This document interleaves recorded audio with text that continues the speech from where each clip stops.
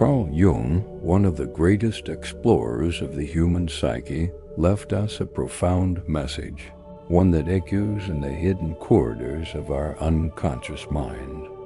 Until you make the unconscious conscious, it will direct your life and you will call it fate. This truth doesn't just speak to the mysteries of the mind. It touches the very essence of our emotional lives, especially in the realm of love and relationships. The way we love, the way we connect with others, is not random. It's not luck or misfortune. The truth is far more intimate and confronting. Our relationships are mirrors. What we experience in love is in many ways the purest reflection of what lies within us. When love feels shallow, repetitive, or painful, it is rarely a coincidence. It's often a symptom, a sign that we are deeply disconnected from ourselves. If we haven't ventured into the darker parts of our being, if we haven't embraced our inner world in its entirety, we are likely to find ourselves stuck in cycles of unfulfilling, even destructive relationships. Have you ever asked yourself why it seems like you attract the same kind of partner over and over again? Why you seem to live out the same emotional patterns, as if you're trapped in an endless loop? Jung provides a powerful answer. We attract what we are. More precisely, we attract people and dynamics that resonate with our deepest, often unconscious beliefs. Imagine for a moment that you are a magnet.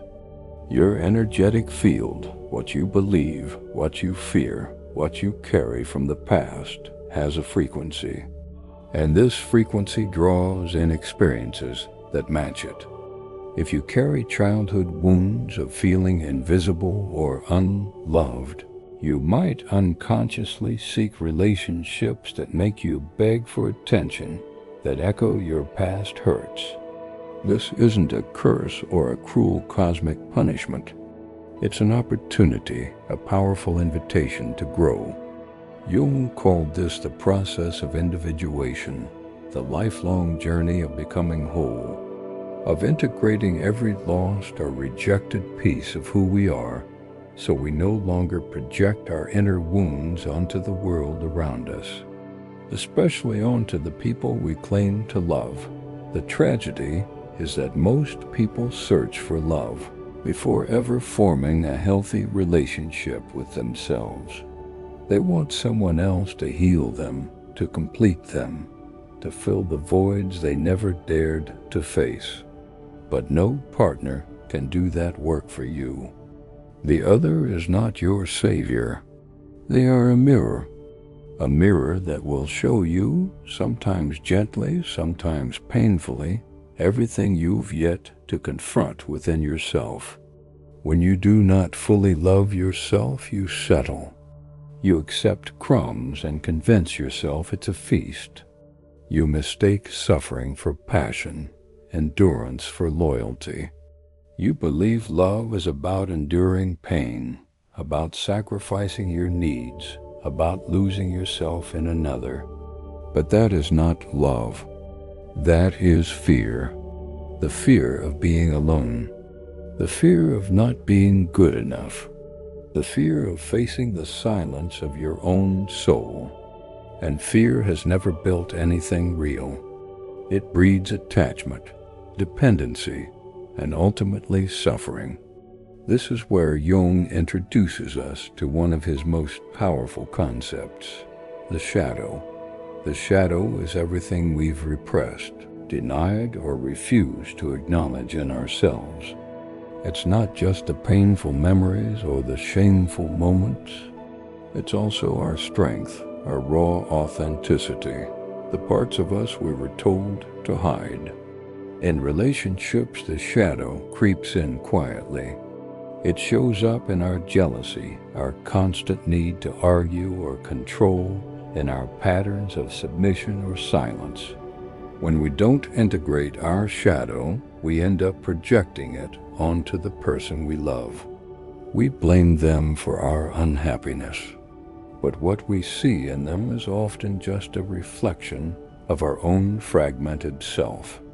So if you want to stop living out mediocre love stories, if you want to experience a love that's deep, conscious, and transformative, you have to do what most people avoid: look inward.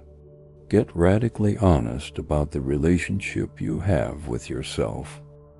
The love you give and the love you allow yourself to receive will never exceed the love you have for yourself. If inside you there is scarcity, you will attract scarcity. If you carry rejection within you, you will call in people who reject you. But if you cultivate wholeness, if you do the inner work to know and embrace every part of yourself, you will naturally attract a love that mirrors that same completeness. And here lies the ultimate revelation. When you truly love yourself, you stop tolerating anything that doesn't align with your worth. You no longer settle for emotional scraps. You no longer beg for attention or validation. You know who you are. You know what you deserve. And you are no longer willing to compromise that truth. This doesn't mean that love becomes effortless or without challenges. But now you walk the path of love with clarity, with boundaries, with power. You choose partners from a place of abundance, not need. You enter relationships as a whole being, not a half searching for completion. People who genuinely love themselves are not afraid of solitude. They understand that solitude is not a punishment. It's a sacred space for growth, for self-discovery, for deep transformation. It is from this inner abundance that true love is born, not from desperation, not from lack, but from the overflowing essence of a soul that has already found home within itself. So if you've ever felt that love has wounded you, that you gave your all and were left empty in return, remember this: love does not hurt. What hurts is attachment. What hurts is the absence of boundaries. What hurts is being disconnected from your own heart, from your own truth. What hurts is giving yourself away before truly knowing who you are. But the beauty is this: it can be healed. It can be transformed. And it all begins with a simple but powerful decision to stop running from yourself and to finally turn inward. Because when you do, you'll find that the love you've always been searching for was never in someone else's arms. It was within you all along. Jung reminds us of a profound truth. The journey to wholeness does not lie outside of us, but within. The key is not to find someone who will love us, but to become someone who truly and deeply loves themselves. Because when that shift happens, when you start inhabiting your own authenticity and fully embrace every part of who you are, love stops being a struggle or a need to be fulfilled. It becomes a conscious choice, a sacred alignment. The universe does not respond to your wishes. It responds to your being. And if your being is whole, integrated, and filled with self-love, then what you will attract into your life will reflect that very same frequency. You won't draw in superficial affection or temporary companionship. You'll magnetize a love that is real, one that doesn't wear masks, doesn't play games, and is free of mediocrity. A love that is deep, transformative, and rooted in truth. Because when you truly love yourself, when you have confronted your shadows and integrated even the most hidden parts of your soul, you are no longer afraid of releasing what doesn't nourish you, what doesn't uplift you, what doesn't resonate with your truth. And that's where the real magic begins. It begins when you stop clinging to what was never meant for you. When you start trusting that you deserve more, when you choose your peace over your fear. In that sacred act of letting go, the universe listens. The right doors open. The right people appear. What once seemed impossible suddenly becomes your new reality. Because life, every relationship, every opportunity, every experience is a reflection of your inner state. If there is love inside of you, then what you will find on the outside can only mirror that. So the real question becomes, are you ready? Ready to love yourself fully? Ready to release what no longer resonates with you? Ready to build a relationship that begins in wholeness, not in lack? The answer lies within you. When you begin to love yourself without conditions, you undergo a radical shift in how you connect with others. You stop seeking validation from the outside world because you've learned how to validate yourself. You no longer beg for affection or attention because you understand that true love is never something to be begged for. It flows freely where it is meant to be. You no longer cling to relationships that drain your energy because you've discovered that inner peace is worth far more than any toxic companionship.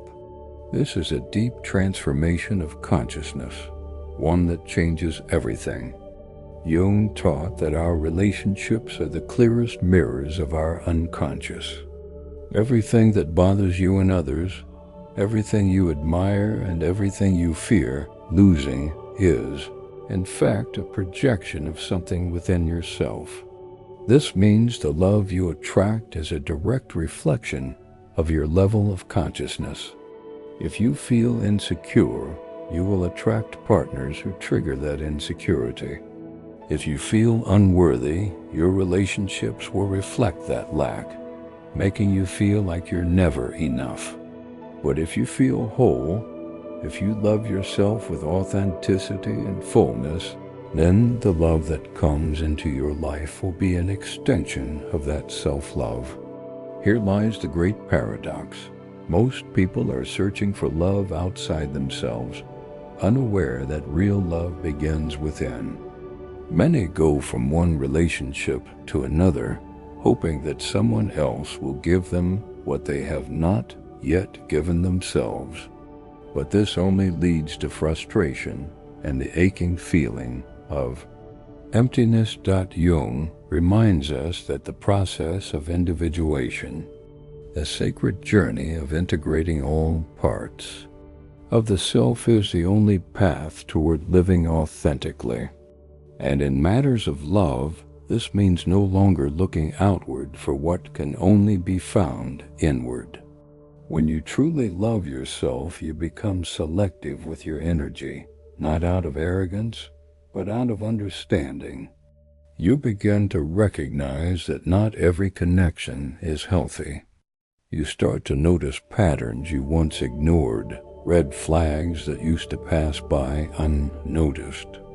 You feel with clarity when a bond is based on dependency and when it is based on growth. You no longer feel the need to fix others because you have realized that everyone has their own journey, their own timing. You stop settling for less than what you deserve because you have learned to give yourself the best. And in this understanding arises a truth that many are afraid to face. Most people fear being alone, not because solitude is unbearable, but because in the silence of their own company, they must face their shadows. But if you cannot dare to know yourself, to embrace both your light and your darkness, how can you expect to build a love that is true? Jung once said that love truly begins when the mask falls off, when we stop playing a role just to please others and instead dare to show up as we really are without fear of being rejected. That moment of vulnerability when you choose authenticity over performance is the true gateway to love. And it's not an easy path. Society teaches us to perform, to adapt, to mold ourselves into what others expect. But Jung's insight reminds us that love cannot flourish in pretense. It only grows in truth. Until you embark on the journey of self-knowledge and healing, you'll keep finding yourself in the same situations, attracting the same emotional lessons, just wrapped in different faces. It will seem like you're repeating history over and over without realizing that the common thread is within you. But when you begin to love yourself fully, deeply, unapologetically, everything changes. You not only transform the way you relate to yourself, but also the quality of the connections you build with others. Because healthy love isn't a battlefield. It's not a space of constant sacrifice or emotional exhaustion. It's not about losing yourself in someone else or trying to be what they want. True, healthy love is growth. It's freedom. It's expansion.